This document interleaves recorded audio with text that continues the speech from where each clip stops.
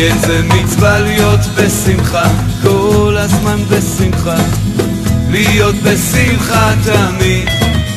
מצווה גדולה להיות בשמחה, כל הזמן בשמחה, להיות בשמחה תמיד.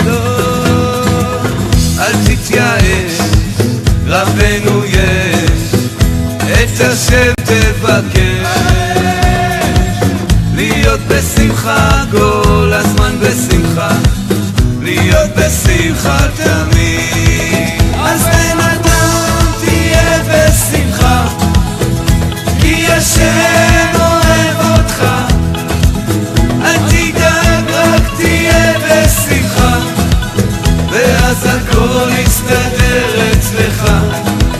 אז בן אדם תהיה בשמחה, כי השם איתך ואצלך. אל תדאג, רק תהיה בשמחה, ואז אני אשמח איתך.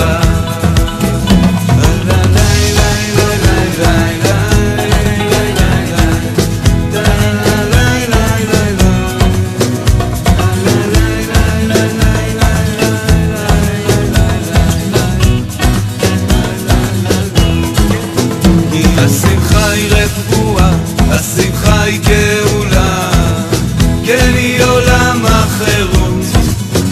אז גם נראית בשטות, רק אל תהיה בטעות, רק תהיה בשמחה תמיד. אל תהיה עצוב, אל תהיה כבד, תהיה שמח רוקד, שעשני יהודי, שלא עשני גוי, להיות בשמחה תמיד. אז בן אדם תהיה בשמחה, כל העולם נברא בשבילך. אל תדאג, רק תהיה בשמחה, ואז הכל יסתדר אצלך. אז בן אדם תהיה בשמחה, כי השם איתך ואצלך. אל תדאג, רק תהיה בשמחה.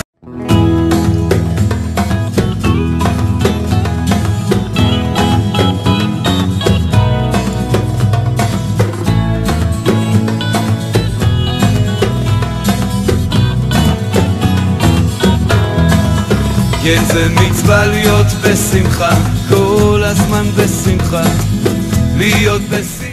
Boker Tov, les amis, shalom, tout le monde, shalom à tous, à toutes, Bezrat Hashem, bonne journée.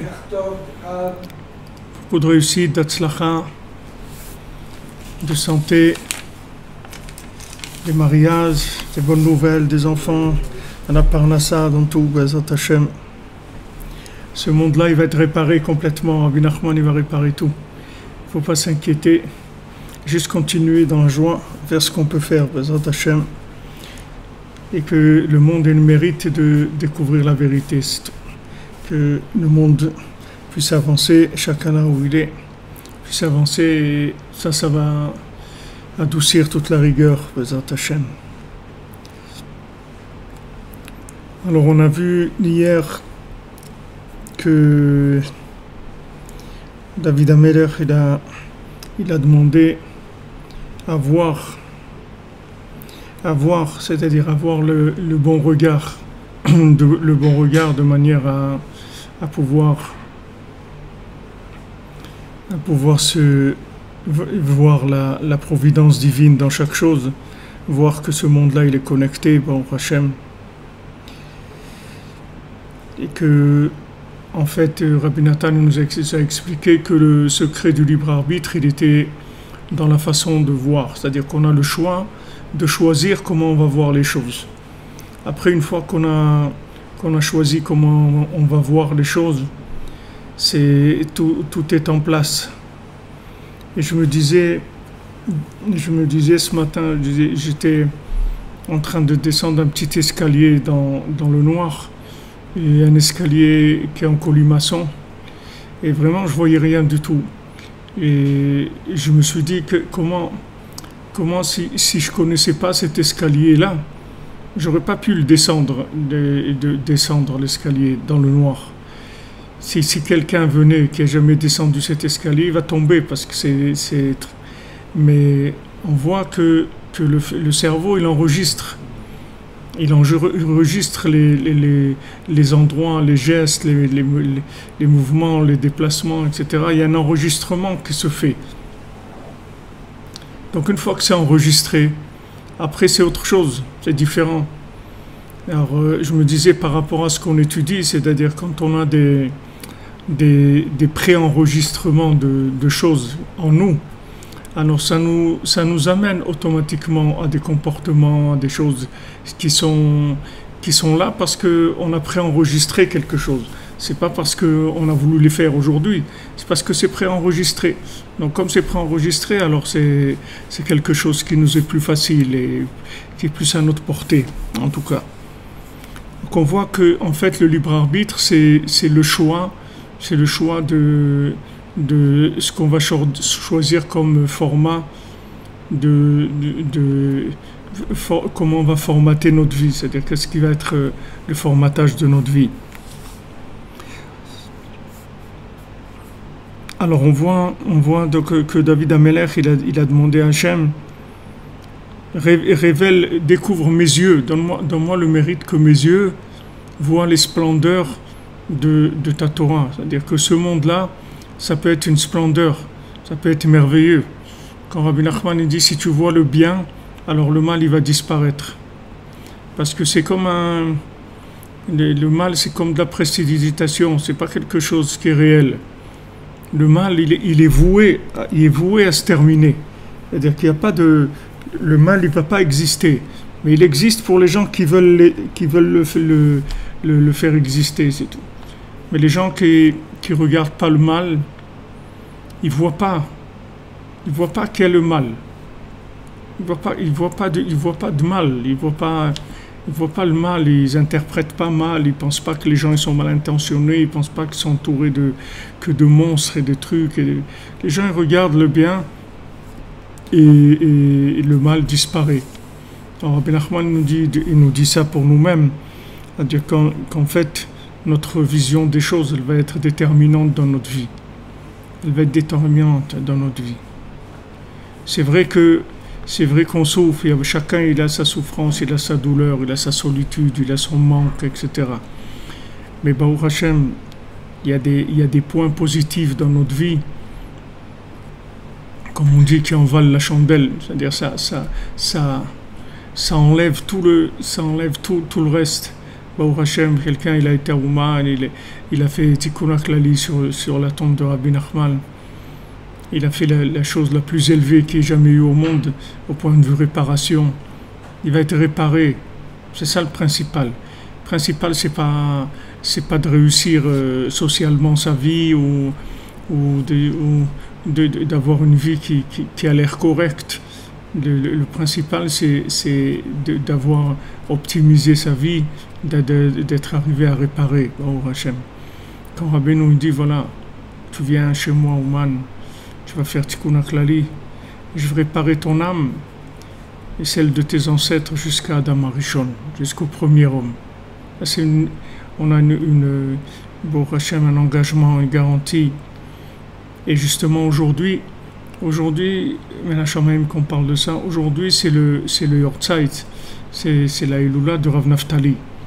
Rav Naftali, l'élève de Rabbeinu, l'ami de Rabbi Nathan, que Rabbeinu il a dit, les seuls qui connaissent un petit peu de moi, c'est Rabbi Nathan et Rav Naftali.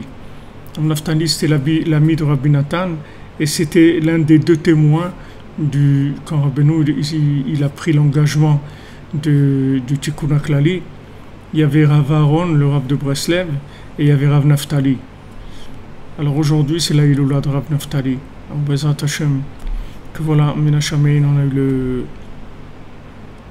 on a eu une Menachem qu'on a pensé à ça, que voilà, Rav Naftali de Nemirov, Rav Naftali, l'ami de Rabbi Nathan, que Bezrat Hashem, son mérite, il soit avec nous tous, qui nous accompagne à tous, qui prie pour nous, qui prie pour enlever l'illusion du mal, on sorte de cette illusion-là. on sort de cette illusion dont on voit dans les contes, dans le Sipurim Asiyot, dans les contes, dans le Chacham et le Tam, dont l'homme qui était intelligent, génie, et son ami qui était un homme simple.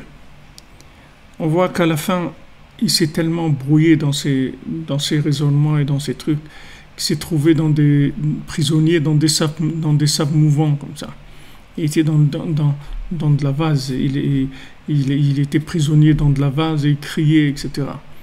Alors son ami, le Tam, il a amené le tzaddik là-bas, et le tzaddik il lui a fait une bénédiction et il s'est retrouvé en dehors des sables mouvants, en dehors de tout ça. Et il a dit, il n'y avait rien, il lui a montré qu'il n'y avait rien. C'est uniquement avec ce qu'il a fabriqué avec sa tête qu'il s'est trouvé emprisonné dans des choses. Imaginez-vous que toute notre souffrance, toute notre douleur, c'est des choses où on s'est embourbé dedans. C'est des nœuds comme ça qu'on a fait. On a des nœuds et des nœuds et des nœuds jusqu'à qu'on est arrivé là où on est. Mais le tzaddik, il peut nous sortir en une seconde de ça. En une seconde, il peut nous sortir de ça. C'est rien du tout. C'est une illusion, c'est tout. La seule chose qui est vraie, c'est le bien qu'il y a en nous, le bien qu'il y a dans le monde, le bien d'Hachem, le bien de tzaddikim. C'est ça ce qui est vrai. Le reste, c'est pas vrai. Le reste, c'est pas vrai. C'est comme vous voyez un décor de printemps ou d'automne. Ça va partir, c'est là, mais c'est pas là en même temps. C'est passager. Il y a des choses qui restent. Bon, Hachem, c'est le Tov, le bien qu'il y a en nous. Ça y reste.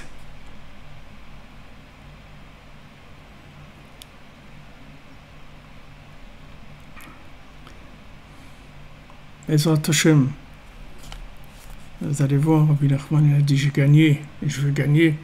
Vous allez voir que le bien il va triompher dans le monde. Le bien il va triompher de façon extraordinaire.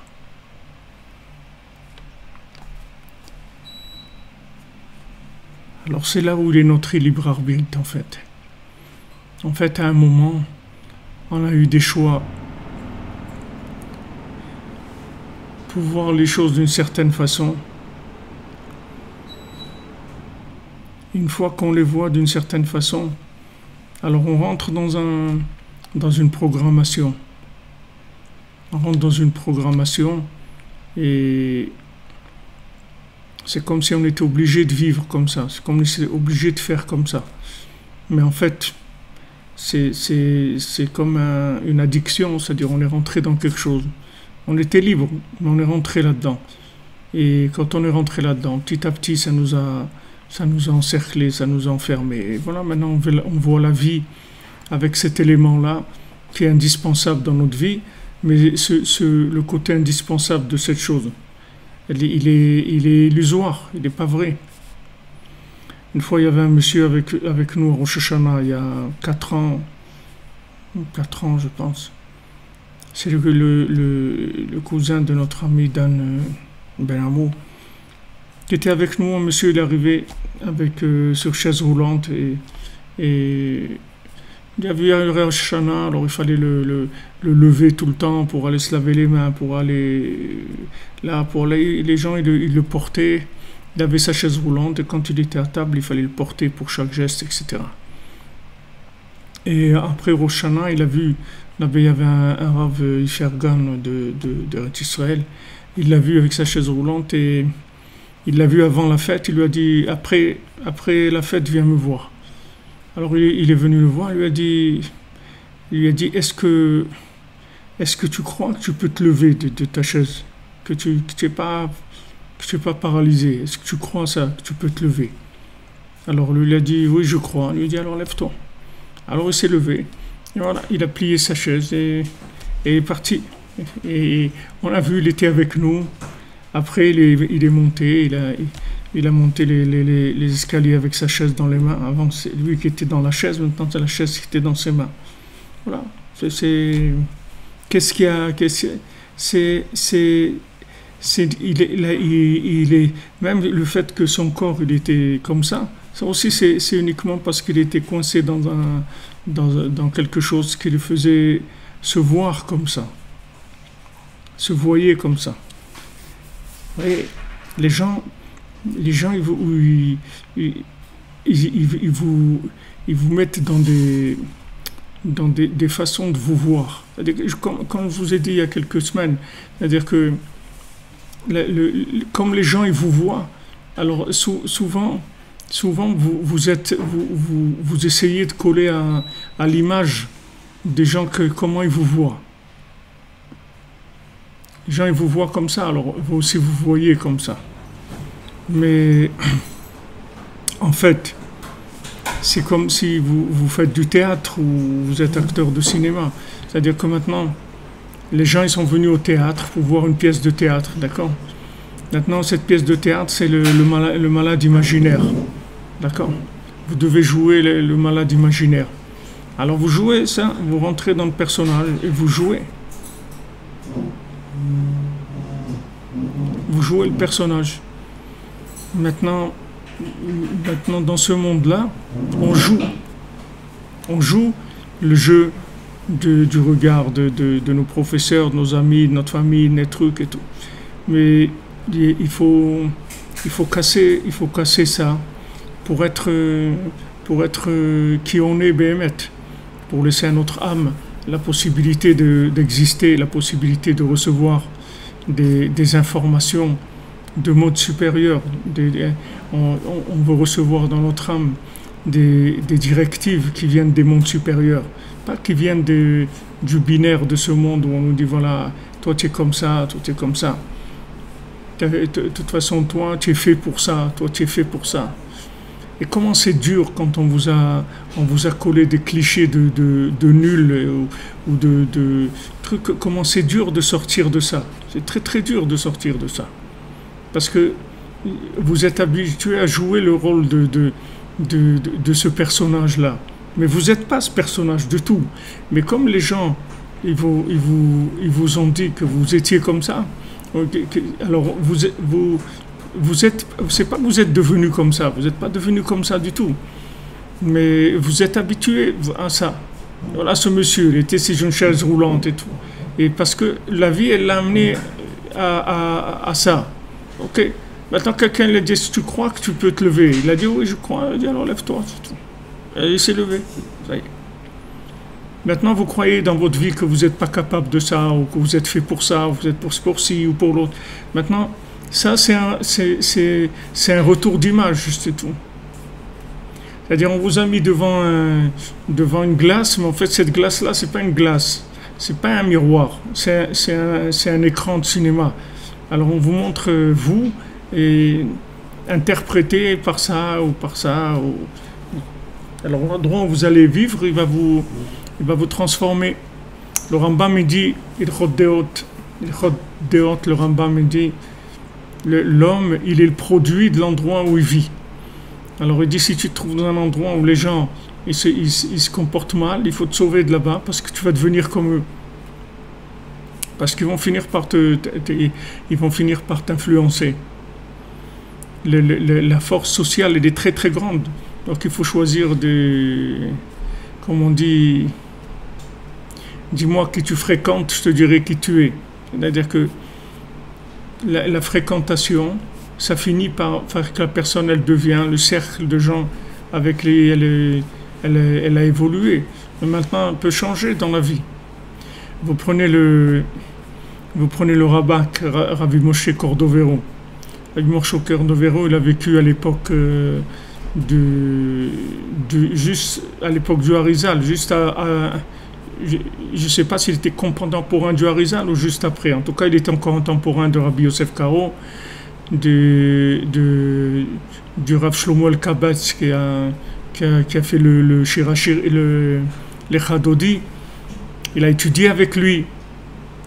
Et il dit quand il était enfant, il s'est rendu compte qu'il y a quelque chose de bizarre dans ce monde. C'est pas tellement c'est-à-dire toute la façon de vivre des enfants de 9 ans, 10 ans, comme ça, il y a un truc qui n'est pas tellement normal. C'est pas comme ça qu'il a cherché, il a trouvé, et il a commencé à fréquenter les Mekoubalim, et il a commencé à apprendre la Kabbalah.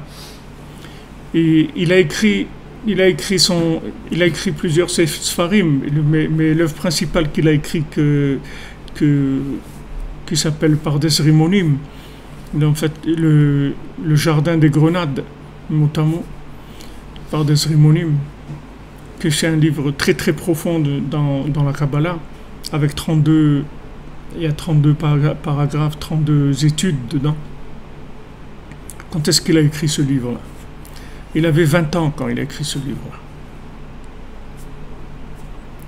À l'âge de 20 ans, c'était un maître en Kabbalah.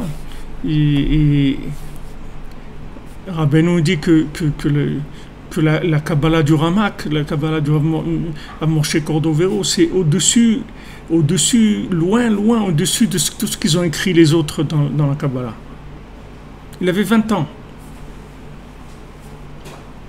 Il n'a pas fait Harvard, il n'a pas fait l'ENA, il n'a pas fait HEC, il n'a pas fait ça. Il n'a pas fait Polytechnique, il a fait... Quelqu'un, à un moment, il a vu, je crois qu'il avait 9 ans ou 10 ans, il dit qu'il a vu que quelque chose qui clochait dans la façon de vivre des gens comme ça, populaire comme ça, c'est-à-dire cette façon de vivre là. Et en fait, il a décidé de sortir du lot. Il a décidé de sortir du lot et de se mettre à chercher. Il a trouvé les Mekoubalim, mais il s'est rapproché du Rav Shlomo Alkabetz. Il a étudié chez lui la Kabbalah.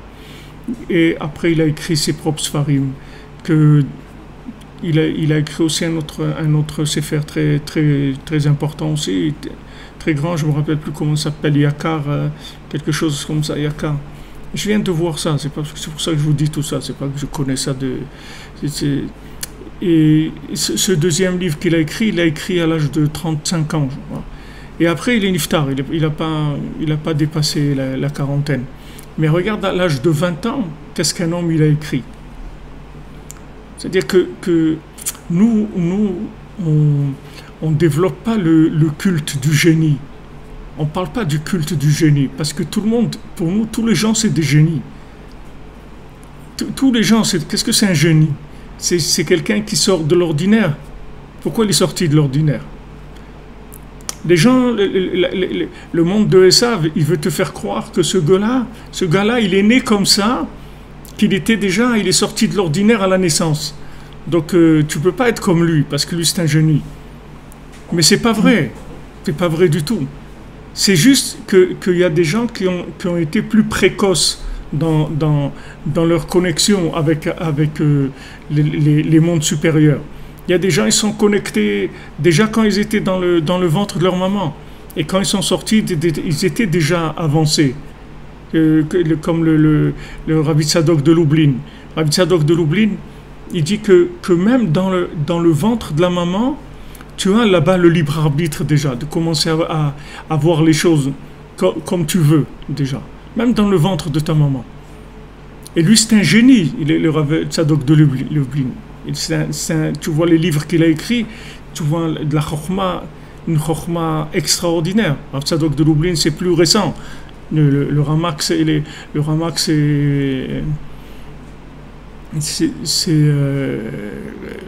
400 et quelques années. Ça, c'est le Rabbi Tzadok de Lublin, c'est après Rabbeinu. C'est quelque chose qui a un peu plus qu'un siècle. Tu vois ce qu'il a écrit, tu vois la chokhma qu'il a, c'était incroyable. C'est-à-dire, quand il était enfant, il avait déjà une chokhma extraordinaire. Mais je veux dire que cette chokhma, en fait, ce sont des choix permanents. C'est pas quelque chose qui est inné à l'homme. Il n'y a rien d'inné. Oui, ce qui est inné, c'est-à-dire ce que tu viens avec, tu démarres avec ton niveau des anciennes réincarnations et de tous les paquets que tu as, et en positif et en négatif. C'est-à-dire, on te donne des atouts. Tu viens avec des atouts, des outils, appelle-le comme tu veux, qui viennent de tes vies antérieures. Il y a des choses que tu as déjà réparées et que tu viens avec des choses qui sont déjà un peu avancées, et tu viens avec des choses aussi qui sont pas très bonnes et qu'il faut arranger. Ça, c'est ton point de départ. Mais ce point de départ-là, c'est juste le point de départ, c'est tout. C'est pas quelque chose qui est figé. Mais la plupart des gens, ils restent là-dedans, toute leur vie. En fait, il y a très peu d'évolution. Très peu d'évolution. Mais Rabbi Nachman, il te dit, regarde, chaque seconde, tu peux évoluer. Chaque seconde. Il y a des choix, que ces choix-là, ils vont te changer ta façon de voir les choses. Et si tu vois les choses différemment, c'est fini. Quand tu dis, moi je me vois là-bas, ou moi je me vois truc. Il y a des gens, ils ont été en voyage ou un truc une fois en vacances dans un pays, et ça y est, ils sont restés là-bas. On dit, moi je vais faire ma vie ici. Pourquoi? Parce que je me vois ici, c'est-à-dire c'est ma place, je suis là. Avant ça n'existait pas, ils ne savaient pas que ça existait. Maintenant ils voient que cet endroit-là, il lui convient. C'est quelque chose qui... Alors il va aller là-bas. Maintenant il va rester là-bas peut-être un an, peut-être toute sa vie, on ne sait pas. Mais il y a des choix qui vont se présenter sans arrêt à toi. Sans arrêt. Chacun, on a une lourdeur, une pesanteur énorme en nous qui nous fait tourner en rond. C'est-à-dire qu'une fois on a quelque chose, on est dans une façon de tourner, alors on reste à tourner là-dedans. On reste à tourner. Ça peut tourner toute notre vie dans la même chose. Mais il faut savoir qu'il y a sans arrêt de renouvellement et qu'on te propose sans arrêt des nouvelles choses, et que si tu as l'œil ouvert au progrès, et si tu décides en toi, si tu es déterminé à changer, à progresser, tu vas voir que tu vas progresser. Quand Rabbi Yitzhak, il a été à Ouman, il avait 17 ans, il quittait la Pologne, il venait de Pologne, il a pris le dernier train qui quittait la Pologne pour aller en Russie. C'était la guerre de 14-18. C'était fini, c'est-à-dire après ce train-là, il n'y avait plus de train jusqu'à je ne sais pas combien de dizaines d'années que ça a repris. Il a pris le dernier train. Et comment il est arrivé, tous les miracles qu'il a eu, c'est incroyable pour arriver là-bas. Il avait très mal au ventre, il était malade, il croyait qu'il allait mourir et tout. Il arrivait dans ce train, bien sûr, vous pouvez vous imaginer le train, il était bondé de partout. Il ne savait pas comment faire, il a jeté son bagage par la fenêtre dans le train, et il dit qu'il y a quelqu'un, il y a une main qui l'a attrapé et qui l'a tiré à l'intérieur, qui l'a rentré comme ça dans les gens. Mais pour arriver là, cette main-là, tout le monde peut avoir cette main-là, qui va le rentrer quelque part, c'est parce que il cherche à avancer. Mais tu vas chercher à avancer, tu vas voir que tu vas trouver toutes les choses qu'il faut pour avancer.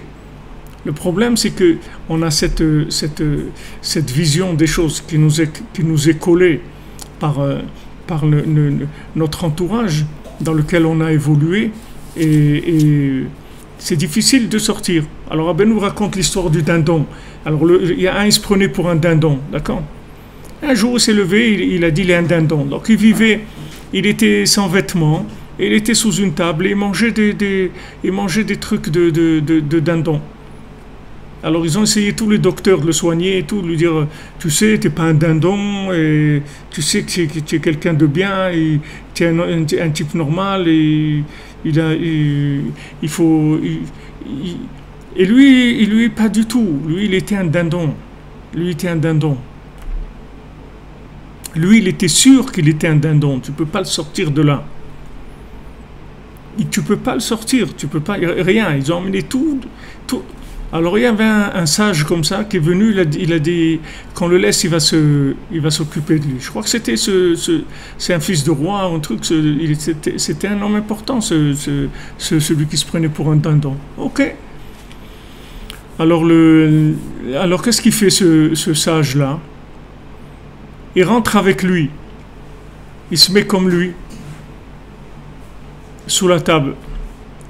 Alors l'autre il dit, salut, qu'est-ce que tu fais là? Et je suis content, je suis un dindon. Ah ouais, toi aussi t'es un dindon. Ouais, je suis un dindon, ben voilà. Je cherchais un copain et tout, ça te dérange pas? Je dis non, ok. Alors, l'autre il s'habille, met sa chemise, tout ça.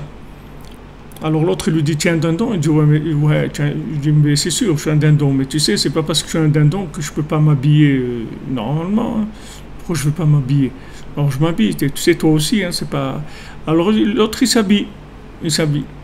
Après il mange de la nourriture normale, il dit mais qu'est-ce que tu manges là? Il dit ben tu sais c'est pas parce que je suis un dindon que j'ai pas le droit de prendre un bon repas et tout, je mange normalement. Alors il mange. Après, il dit, bon, tu sais, je pense pas que je vais rester ici sous la table et tout. On va sortir, qu'est-ce qu'on va rester faire là? On n'est pas obligé de vivre sous une table. Je dis, quand même, on peut. Il dit, ah bon, mais il dit, c'est sûr. Je dis, ça va rien t'enlever. T'es un dindon. Et c'est parce que tu vas sortir de sous la table que tu seras plus un dindon, n'aie pas peur. Alors il sort. Et comme ça, il le ramène. Il le ramène à être un Ben Adam normal. Au début, il va être un Américain à Paris, tu comprends? Au début, il va être un dindon qui fait semblant d'être un homme, et après, il va retrouver ce qu'il est, c'est tout. Et il va avancer. En fait, c'est ça que le tzaddik fait avec chacun. Le tzaddik, avec chacun, il fait ça. Tout le kohar du tzaddik, c'est ça. C'est-à-dire que si le tzaddik, il te demandait, il te dit sors, ne sois plus un dindon, tu ne vas pas sortir. Tu vas dire non, je ne veux pas. Moi, je suis un dindon, moi, je ne sors pas. Qu'est-ce qu'il fait le tzaddik? Il descend là où tu es. Il dit ah, c'est super le jazz et tout, voilà, le jazz c'est super, les trucs. Tu dis ah bon, ouais. Il dit ben moi j'aime beaucoup, ben moi aussi. Le jazz c'est quelque chose de super. Maintenant lui, dans ton truc là que tu aimes, si tu aimes le jazz ou tu aimes le vélo ou tu aimes ce que tu aimes, là-dedans, il va te communiquer des choses qui sont au-dessus de tout ce que toi tu as pu découvrir là-dedans. Tout ce que toi tu as pu découvrir, il va te dire attends, tu aimes le jazz, mais tu n'as jamais écouté du jazz. Tu ne sais pas ce que c'est, viens, tu vas écouter. Et il te fait rentrer dans le truc que toi tu aimes. Donc il devient un ami à toi, un grand ami, un maître dans le domaine de ce que tu cherches. Et de là, il te tire, il te sort et il t'amène dans un autre monde complètement. Et ça, il peut le faire avec toi tous les jours. Tous les jours. Si tu restes ouvert au progrès, si tu restes ouvert au changement, tous les jours il peut te sortir. Mamash, tous les jours, tu peux arriver à des choses extraordinaires. Comment quelqu'un, si Chas v'Shalom ne réussit pas dans ce monde à progresser comme il faut, comment il va regretter ça? Qu'il va se rendre compte qu'il avait une possibilité d'arriver à des choses extraordinaires. Mais à un moment, il s'est enfermé. Il a coupé la communication, il a coupé la confiance dans le maître. Il a dit non, tu m'emmènes trop loin. Comment Rabbeinu il a fait avec les apikorsim d'Ouman,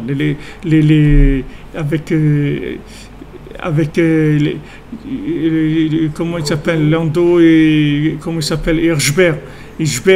Comment il a fait? C'était des apikorsim, c'était des comment on appelle ça, des philosophes de très haut niveau. Hirschberg, c'était le plus grand philosophe qu'il y avait dans le monde. Et eux, ils étaient complètement contre la Emouna, contre les trucs et tout. Qu'est-ce qu'il a fait Rabbeinu? Il est rentré dans leur truc, ils sont rentrés chez lui. Rabbeinu, il était en train de dire une Torah. Dès qu'ils sont rentrés, il a changé complètement, il a commencé à parler d'un calcul de mathématiques, dans le calcul de la soukha et des trucs. Alors eux, ils ont senti qu'il parlait pour eux. Et après, ils avaient un livre d'un très grand maître en philosophie qu'ils avaient, et que lui-même, il avait une question en philosophie. Alors, une fois, Hirschberg, il est rentré, et Rabbeinu, sans qu'il parle, il lui a dit la question, et il lui a dit la réponse. Alors, quand il a vu ça, ils ont dit, mais c'est quoi cet homme-là? C'est quoi cet homme-là? Après, une fois, il les a rencontrés, il est venu chez eux, où ils se sont rencontrés, ils avaient un livre de philosophie en grec. Et ils étaient en train... Alors, Rabbeinu il leur a dit, qu'est-ce que c'est ce livre-là? Alors, ils ont dit, non, ça, c'est pas pour toi. Alors, Rabbeinu dit, c'est pas pour moi. Il dit, regarde, quelle page, là, tu es dans le livre? Alors il a ouvert la page, Rabbeinu il a commencé à lui dire par cœur, en grec, tout ce qui avait été écrit dans le livre. Dans la page où il était. Il regardait son livre, Rabbeinu lui disait, sans regarder le livre, par cœur, c'est-à-dire, il lui lisait en grec ce qui est écrit dans le livre. Ils sont devenus fous complètement. Et comment ils sont attachés à Rabbeinu, comment ils l'ont aimé, c'est extraordinaire. Et Rabbeinu leur a fait tchouva, il en a fait des vrais balais tchouva. Une fois à Rosh Hashanah, il y en a un, Hirschberg, parce qu'ils étaient riches, c'était des gens très riches, ils avaient un sabre en or du tsar et tout, c'est des gens très puissants aussi, parce qu'ils ont voulu aider Rabbi Nathan quand il y a eu toute la guerre. Et Rabbi Nathan, il ne voulait pas d'aide de pistons extérieurs et des trucs, il voulait que la tfila, c'est tout. Il ne voulait pas qu'il y ait des gens qui fassent des manipulations politiques ou des trucs comme ça. Ils étaient très riches. Alors une fois, à Rosh Hashanah, après la prière, avant qu'on sonne du chauffard, alors il y a la servante de Hirschberg, elle a amené du café pour boire. Alors elle lui a amené pour qu'il boive du café. Et il a dit boire un café avant les tkiyot chauffard. On ne fait pas quelque chose comme ça. Je ne peux pas prendre un café avant d'avoir écouté le chauffard. C'est-à-dire, regarde dans quelle sensibilité ils sont arrivés. Et cette sensibilité-là, il y a des religieux qui toute la journée ils prient et trucs, ils n'ont pas cette sensibilité-là. Ils peuvent manger du kogal, des gâteaux avant le chauffard, ça ne dérange pas du tout. Il n'y a pas de problème. Ils ne sentent pas ça. Ils ne sentent pas, il n'a pas cette sensibilité. Cette sensibilité, elle vient uniquement de ta façon de voir les choses aussi. Chaque fois que tu vas changer, tu vas évoluer dans ta façon de voir les choses, tu vas acquérir une autre sensibilité. Tu vas être sensible à d'autres choses. Tu vas éduquer ton système de sensibilité, ton système émotionnel, ton système de sensibilité. Tu vas devenir sensible aux choses qu'il faut et tu vas devenir insensible aux choses qu'il ne faut pas. C'est comme si tu vas évoluer. Mais le tzaddik, il peut te sortir de n'importe quel endroit où tu te trouves. Parce que le tzaddik, il n'a aucun endroit où il ne peut pas aller te chercher. La différence entre Rabbeinu et les autres tzaddikim, c'est ça. C'est que Rabbeinu, il peut aller dans ton monde. Dans ton monde. Là où tu es. Il va te parler musique branchée dans des milieux là-bas qui sont super de l'underground, de la musique. Là-bas, et Rabbeinu, il va te parler ce langage-là. C'est-à-dire que tu vas voir dans ce qu'il dit, qu'il parle de ça.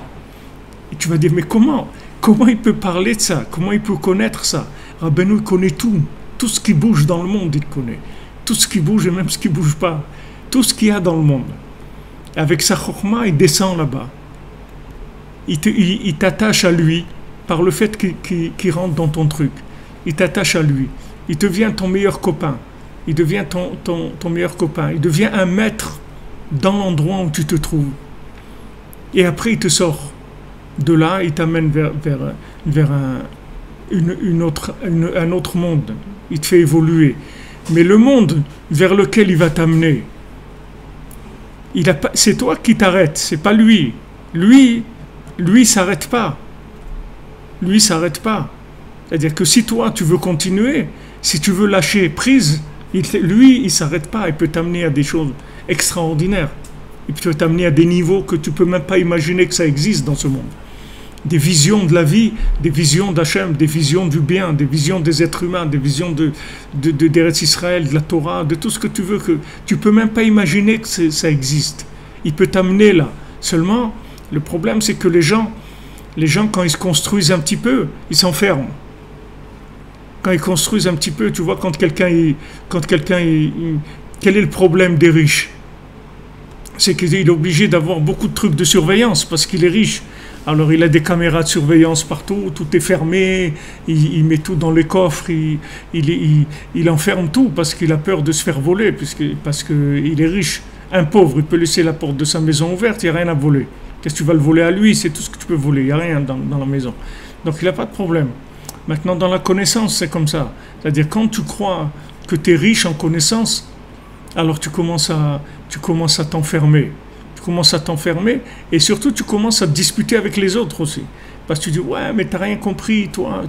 C'est pas comme ça qu'il faut voir les choses. T'as rien compris du tout. C'est pas ça. Et des gens, ils rentrent dans la guerre même, avec d'autres. Trace de Shalom, la guerre, ils rentrent dans des mamages, des disputes et tout, parce qu'ils croient qu'ils ont compris quelque chose. Alors, du moment où tu crois que tu as compris quelque chose, tu t'enfermes. Tu t'enfermes. Quand tu t'enfermes, c'est fini. Même s'il vient te chercher, tu peux plus le suivre. Parce que, ça y est, tu as construit une muraille. C'est fini, tu as construit quelque chose. Mais si tu restes ouvert et tu restes perméable, et le tzaddik, il n'y a aucun niveau où il ne va pas t'amener. Il va t'amener à des trucs incroyables. Incroyables. Mais il faut le suivre, c'est tout. Comme il dit dans le conte de Hanouka, il dit que lui, il vient chez le bonhomme. Le bonhomme, il est chez lui. Alors, il le suit et il l'emmène. Il s'envole. Il s'envole. Il s'envole avec lui. Et tu t'imagines qu'est-ce que c'est s'envoler avec un tzaddik comme ça. Il le prend, il s'envole avec lui, il l'emmène dans des trucs incroyables, dans des mondes, dans des trucs incroyables, dans le ciel, il monte. Et après, il se retrouve, le bonhomme, il se retrouve chez lui. Et après, encore, il se retrouve volé dans le ciel. Après, il revient chez lui. Alors, il interroge le maître et lui dit, mais je ne comprends pas comment ça marche. Il dit, d'abord, je ne peux même pas en parler aux gens qui m'entourent parce qu'ils vont me prendre pour un fou. Quoique je suis en train de voler comme ça en l'air et tout. Ils ne vont même pas me croire. Si je dis à ma famille que je vole, ils vont dire, c'est quoi ça? Alors le maître lui dit, regarde, quand tu as voulu me suivre, alors je t'ai donné un vêtement du paradis, du Gan Eden à Tarton, du paradis inférieur. Et avec ce vêtement-là, tu as volé, tu es monté, tu as vu toutes ces choses-là et tout. Maintenant, quand tu veux retourner chez toi, alors tu retournes chez toi, tu te redeviens un homme simple, comme tout le monde.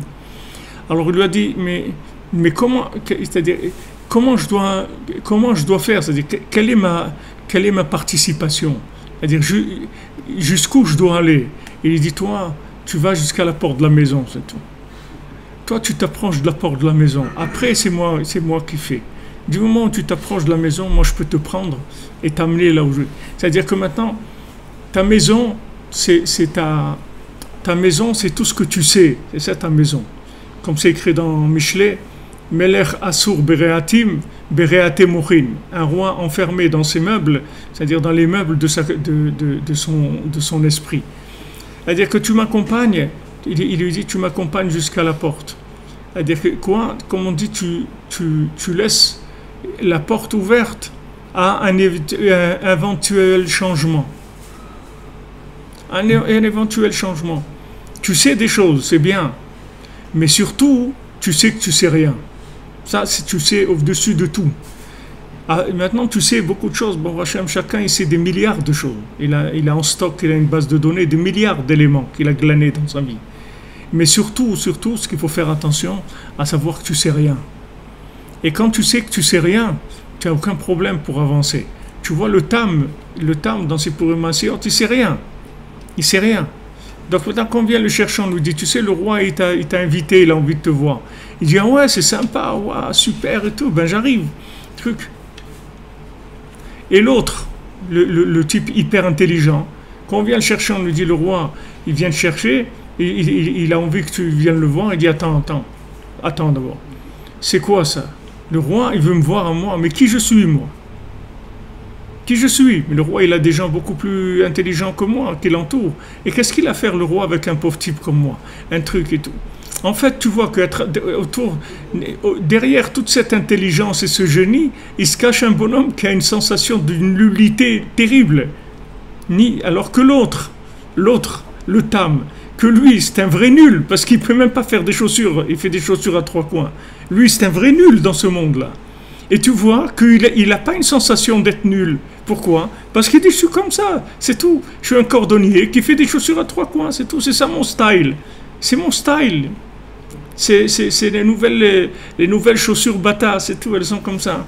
C'est tout. À prendre ou à laisser, c'est tout. Des chaussures à 3 coins, ça y est, voilà, c'est ce que je suis capable. Mais il est content, il est ouvert. Il est ouvert. Donc quand le roi il vient le chercher il envoie chercher. Il peut pas, il a aucun blocage dans sa tête. Il n'a aucun blocage. Et l'autre, qu'est-ce qui le bloque? C'est tout ce qu'il sait, c'est ça qui le bloque. Le fait qu'il sait beaucoup de choses, il ne peut pas sortir. Il est enfermé.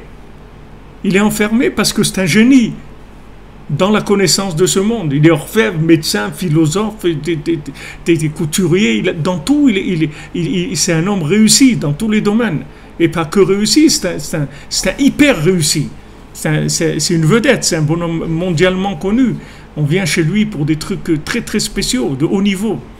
Donc ce bonhomme-là, le roi, il vient le chercher. C'est-à-dire, il lui dit, viens, sors. Il dit, je peux pas. Pourquoi tu veux que je sorte? Toi, tu as besoin de moi. Le roi, il a besoin d'un bonhomme comme moi. Qu'est-ce que je suis, moi? Alors, cette façon de voir les choses, c'est ça qui va l'amener à nier l'existence d'Hachem.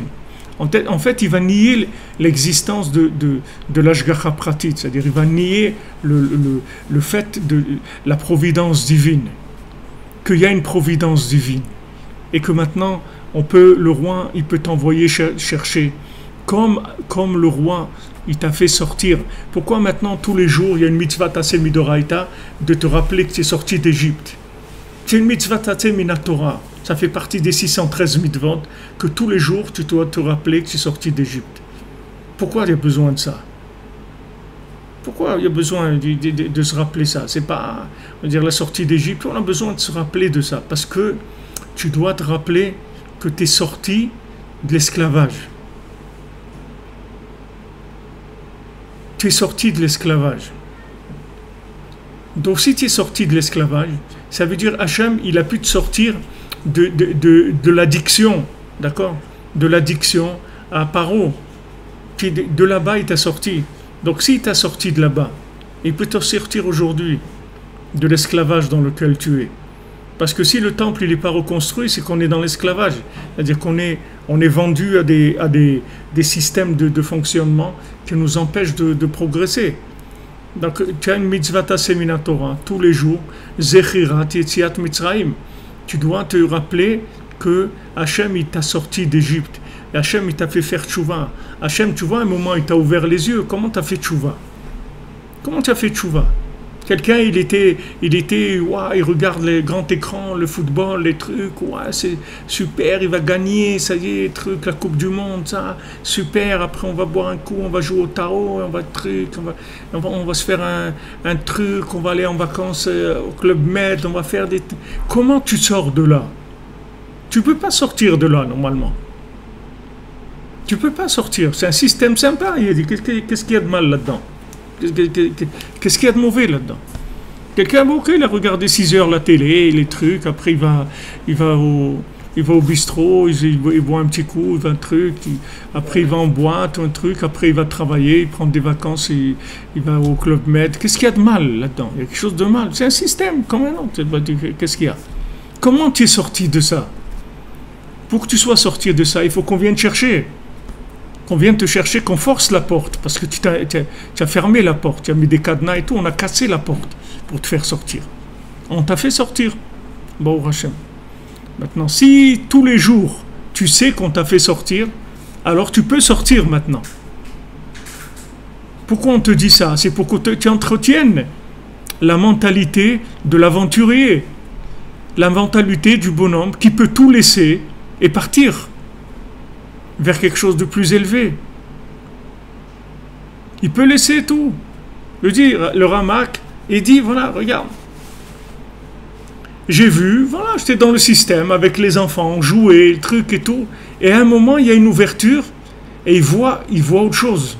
Il voit autre chose. Donc il laisse cette vie-là. Et il va vers autre chose, c'est tout. Il rentre dans autre chose. Donc, pourquoi je vous ai... Parce que Rabbeinu, il parle de la vision des choses. Ce que je veux vous dire, c'est que on est tous bloqués par de la télévision, par de la vision téléchargée ou télécommandée, ou tout ce que tu veux. C'est ça, on a une vision des choses, que c'est ça pour nous. Par exemple, des gens, ils se marient. Alors, ils croient que le mariage, c'est comme leurs parents qui étaient mariés. Alors, ils font la même chose. Ils croient que c'est ça le mariage. Mais non, tes parents, c'est une histoire. Toi, c'est une autre histoire. Ça n'a rien à voir. Vas-y, découvre, cherche. Tu peux arriver à des choses complètement différentes dans le mariage, dans tout. Mais les gens, ils ont tendance à bugger dans leur vie, dans tout.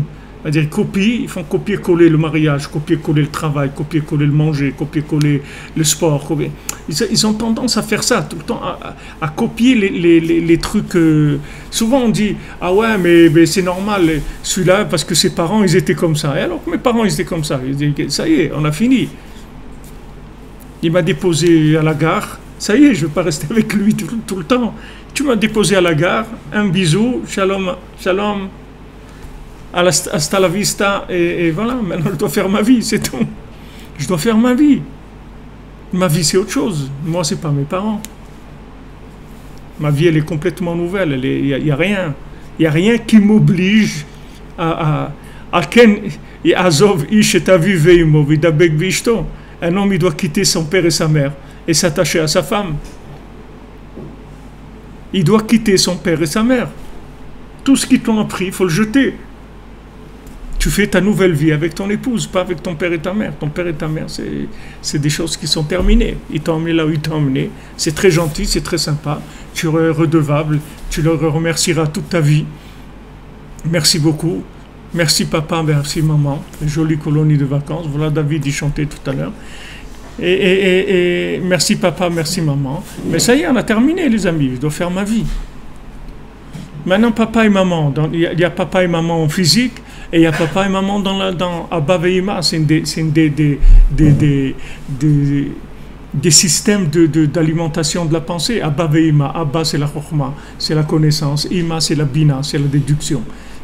Il faut que tous les jours, tu dis ciao à Abba Veima, c'est-à-dire tout ce que tu as appris, tout ce que tu as déduit, tu dois lui dire au revoir tous les jours. Salut. Mais attends, mais on a fait des choses, on a construit, ok. Pas de problème, mais shalom, parce que je suis ouvert à un nouveau départ, tout le temps. Et imagine-toi, les tzadikim, chaque seconde, ils font ça. Chaque seconde, ils ont des ouvertures. Chaque seconde. Tu vois, Rabbi Nathan, il dit dans Alim la Troufa, il dit, je suis ma'amin, be'emuna shlema. Il dit, j'ai une confiance totale que Rabbi Nachman, il connaît chaque individu sur terre, il connaît toute son histoire spirituelle depuis la création du monde. Et il a une possibilité de le réparer complètement, totalement. Et ça, c'est rien du tout pour lui. Il ne faut pas croire que ça c'est les Rabbi Nachman, tout Rabbi Nachman. Ça c'est rien, il dit, c'est rien. Ça qui connaît tous les individus et qui peut réparer tout le monde, c'est rien du tout pour lui, par rapport à là où il est. C'est rien du tout, c'est quelque chose de rien. Alors maintenant, tu as un maître qui peut te réparer tout. Qu'est-ce qui bloque? Ce qui bloque, c'est que tu es coincé par des visions des choses. C'est-à-dire tu as une façon de voir les choses et tu as du socialement correct, du politiquement correct, du parnassatiquement correct, du confort correct, de manger correct, tout. C'est des systèmes entiers qui ferment de là. Et tu perds le goût de l'aventure. Tu as perdu le goût de l'aventure, tu t'es installé, tu as pris un peu de la bedaine, un petit peu, et voilà. Après, tu deviens un peu dur de la feuille, et voilà, tu es plus prêt à lâcher. Bon. Tu es plus prêt à lâcher. Des gens qui sont prêts. Tu vois Rav Michel Dorfan à la Vachalon, qui était ici à la Choule, qui a construit le cloître de Ouman, celui d'aujourd'hui. On parle de Rav Michel, ça fait 10 ans qu'il est nifta. Celui qui a construit la grande synagogue de Ouman, le cloître. Quand est-ce qu'il a commencé ce projet-là? Il avait 80 ans quand il a commencé ce projet-là. Il était veuf, il avait 80 ans. Il n'avait rien de quoi commencer. Qu'est-ce qu'il a fait? Il a mis sa maison en gage à la banque. Il a emprunté de l'argent. Et il a commencé, il a acheté le terrain. Et il a commencé à faire ce qu'il a pu. Et voilà, il a commencé à construire. Après, il a eu un procès là-bas parce qu'il avait signé un accord avec un kablan, un entrepreneur. Et après, il a changé d'entrepreneur. Cet entrepreneur, il l'a attaqué et il a perdu le procès. Il a payé 1,5 million, 2 millions de dollars dans rien de perte du procès. Et il a construit ça. Mais comme c'est là, le plan, il n'est pas fini. C'est-à-dire que il a fait ce qu'il fallait déjà pour fonctionner avec tous les mikvaot et les 2 synagogues et tout ce qu'il y a là-bas. Mais c'est pas fini le truc. Mais regarde, ça fait 10 ans qu'il est mort. Il y a quelqu'un qui a fait quelque chose? Rien. Parce que tous ces gens-là, c'est des vieux par rapport à lui. C'est des vieillards. C'est des gens, chacun il a son petit confort, il a sa petite vie, il a son petit truc. Chacun il est. Alors que lui, il avait 80 ans, le bonhomme, il était sautillant et pétillant comme un gosse de 12 ans. Il avait des rêves, des plans d'un gosse. Tu le voyais, il disait, on va faire ça, on va faire ça. Et il a dit une fois, je me rappelle à Ouman, il y avait la télévision ukrainienne parce que c'est un russe, lui, Rav Michael.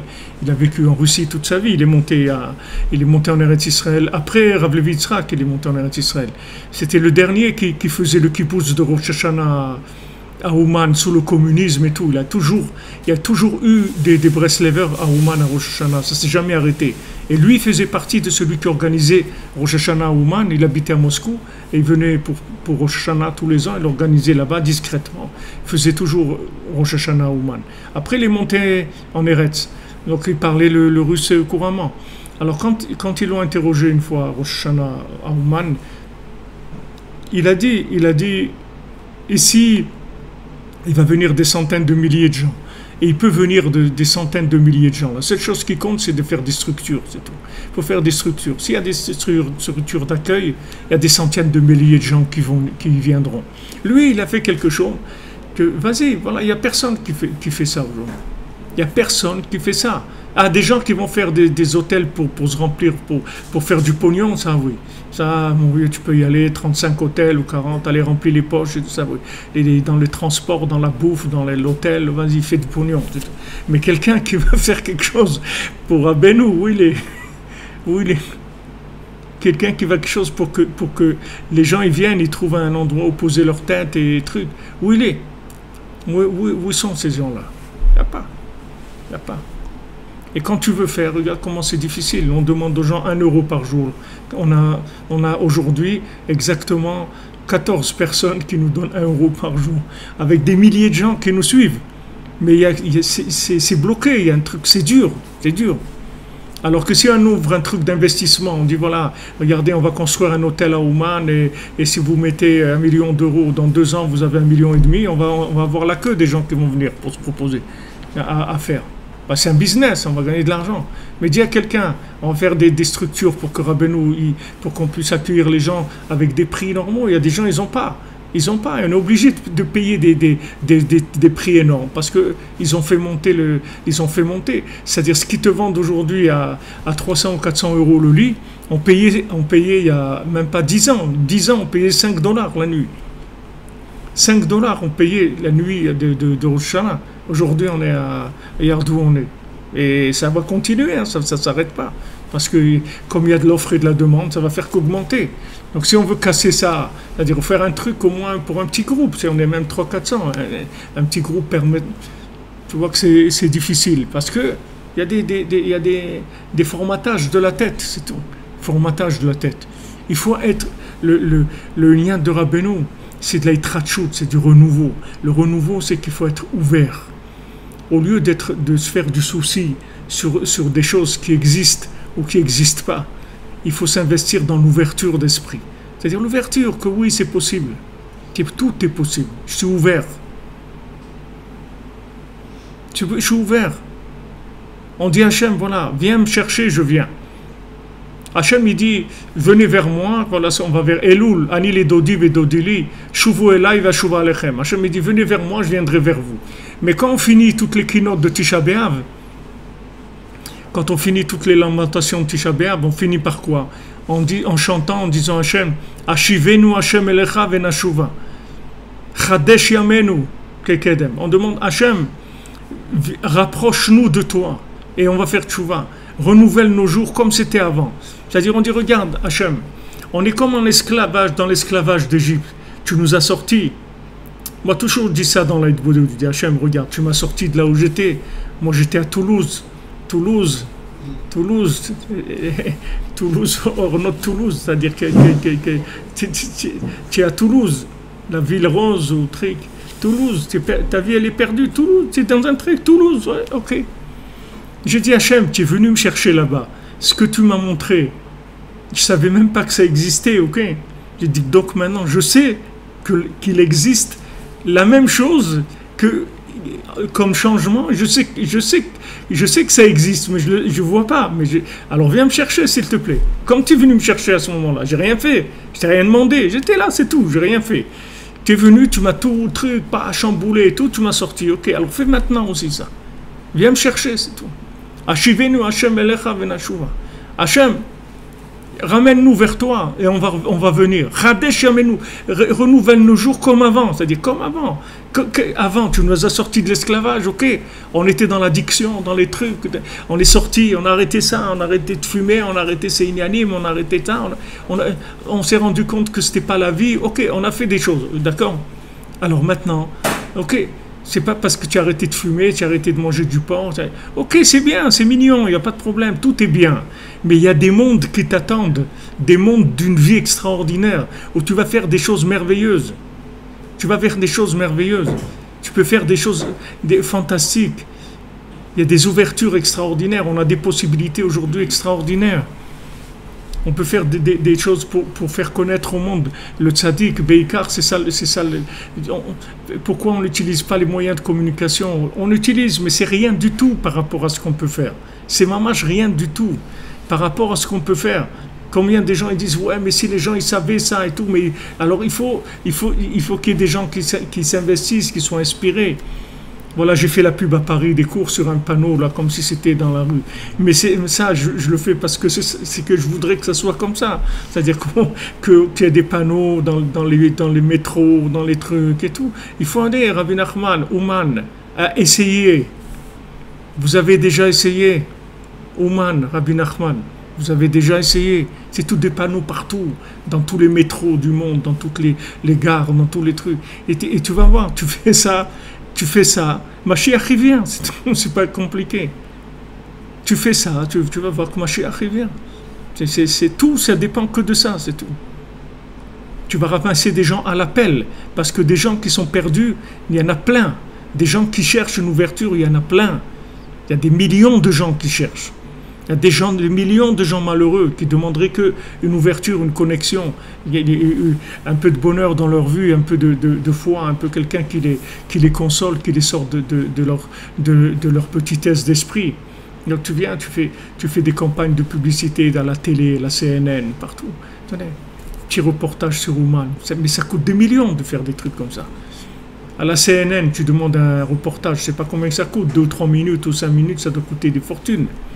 Une fortune, mais tu viens, tu fais un reportage bien avec des gens qui parlent, tu prends de toutes sortes de gens, il y a les gens Ouman Rosh Hashanah avec les rastas, avec les trucs et tout, tous les gens ils parlent, les gens ils vont voir, ils vont s'identifier, ils vont dire waouh c'est possible, il y a des trucs comme ça, mais je vais aller voir par curiosité, par truc, comme le dindon, tu lui dis regarde c'est possible d'être avec des rastas et d'être à Ouman Rosh Hashanah, il n'y a pas de problème, alors il vient, il découvre, ça y est, tu l'as branché, il est sauvé le bonhomme.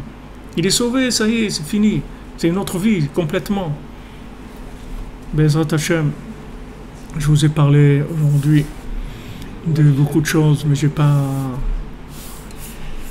pas avancé dans le texte, mais je vous ai parlé de ce qu'on a vu hier. Et donc la suite, c'est que Nismach Bechirat Yosef le Maase Erveonen. Donc on voit que dans la Torah, il y a une juxtaposition entre la vente de Yosef et le maasé de Erveonen. Erveonen, c'est qu'il ne voulait pas donner de naissance à un enfant, donc il détruisait leur semence au moment du rapport, de manière à ce qu'il n'y ait pas une naissance qui se fasse. Ça c'était et l'histoire de Yosef, elle est juxtaposée avec ça. Donc Bezrat Hashem, demain, on va rentrer dans cette soudia là. Voilà les amis. Be'atzlacha, merci d'être là, merci d'être branchés. Essayez de brancher des gens comme vous pouvez. Essayez d'aider des gens à aller au mal. Là, on a 4-5 qui veulent aller mais qui n'ont pas tellement de moyens. Donc, on est en train d'essayer de leur trouver comment leur financer.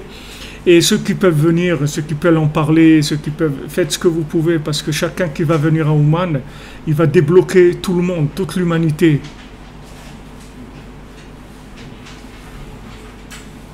Merci Madame Leroux pour votre encouragement sur 1 euro par jour. C'est sûr que ceux qui suivent les cours, on a, disons, chaque jour 4-5 000. Si ces 4-5 000, ils donnent 1 euro par jour, c'est pas énorme. C'est pas, qu'est-ce que c'est? Ça fait 5 000 euros par jour. Avec ça, ça y est, on a tout fait. On peut tout, enfin, on peut déjà faire Ouman, on peut commencer à faire un peu de pub, on peut faire pas mal de choses déjà. Bezrat Hashem. Voilà. En tout cas, merci de votre soutien. Notre ami David Journeau aussi, lui c'est plus qu'1 euro. C'est des gens qui nous aident vraiment beaucoup. Il y a plusieurs qui nous aident, beaucoup. Mais on a besoin de sortir la tête de l'eau pour pouvoir faire... Même aujourd'hui, le chemin pour amener à la porte de l'endroit de notre terrain, aujourd'hui ils l'ont même utilisé. C'est-à-dire ils ont construit là-bas un café, un truc et tout. C'est-à-dire même si on veut aller, il n'y a que la porte, mais tout le chemin il est bloqué déjà. Parce qu'ils voient qu'on fait rien et tout. Les pauvres, ils m'ont demandé, j'ai dit utilisez-le, qu'est-ce que vous voulez faire? Au moins et alors ils ont fait une terrasse avec des parasols et les gens ici, ils ont fait un café dehors, une terrasse de café. C'est sur la route qui mène à... Qu'est-ce qu'on va faire? Au moins que ça serve à quelque chose en attendant. Be'atzlacha, merci les amis.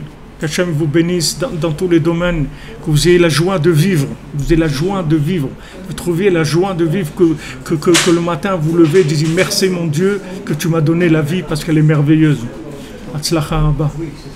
Beaucoup de réussite.